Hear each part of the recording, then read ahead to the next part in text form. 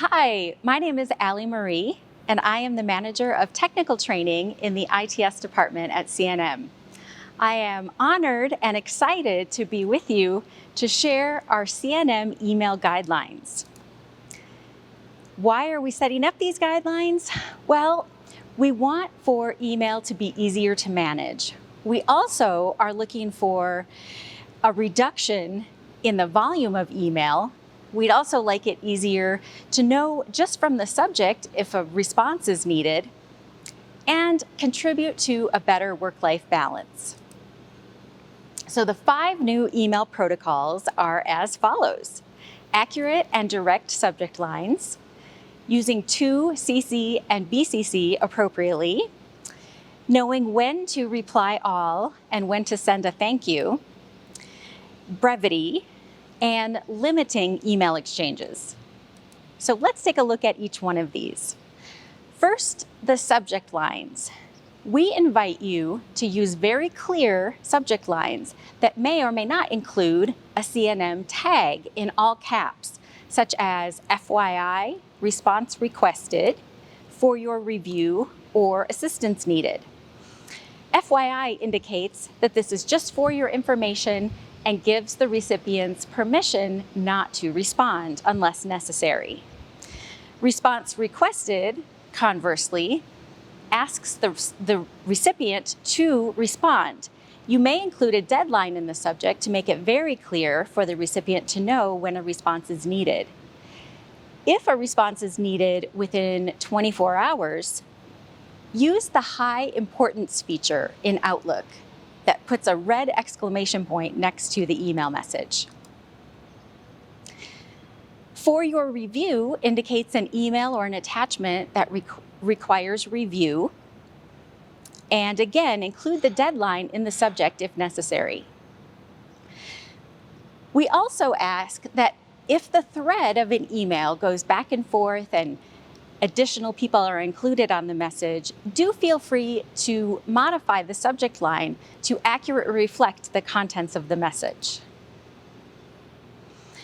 2 CC and BCC fields.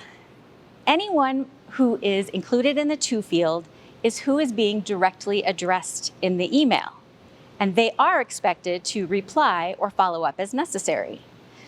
Those in the CC field are included just to keep them in the loop, and they are not expected to take action or reply unless they have a meaningful contribution. The BCC field, or blind carbon copy, is useful if you want to keep some folks in the loop, but just on the initial email, so that subsequent responses would not include those folks. In an effort to reduce email volume, please consider before replying to all. Does everyone who received the initial message need to hear your reply? If so, reply to all, but if not, just address that email to those who are directly affected.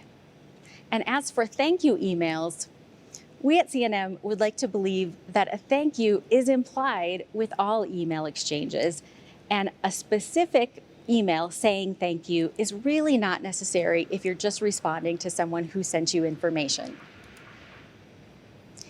We also ask that you keep emails as brief as possible. While that's not always possible, feel free to include a summary at the beginning, especially if you're forwarding a message. It's also a good idea to use bullets. That makes it easier for your reader to scan the message for the main topics. We think that it's a good idea to limit email exchanges. If you find you're going back and forth with somebody over email, it's probably best to stop and pick up the phone and make a phone call to resolve whatever is going back and forth. This helps alleviate miscommunications and helps because you're not getting those nonverbal cues that you would if you were speaking on the phone or discussing in a meeting. Additional best practices. We would like to set an expectation that emails are responded to within 2 business days.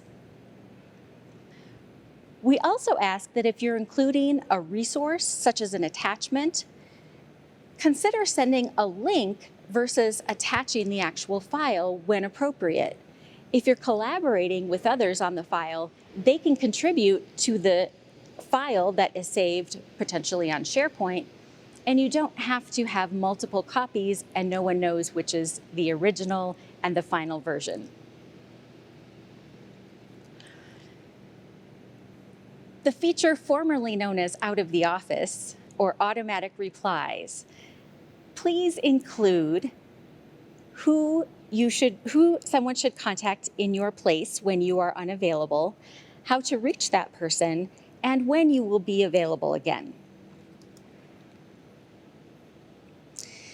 We also recognize that people are working outside of 8 to 5, but you are not expected to respond to emails at all hours of the day. If you are sending messages after hours, we would ask that you please save as a draft and send the following day, or use the delayed delivery feature in Outlook. If you are sending between after 6 p.m. or before 7 a.m. If you need to reach someone immediately, again, use a vehicle or a communication method other than email in order to reach someone. Thank you very much for allowing me to share these email guidelines with you.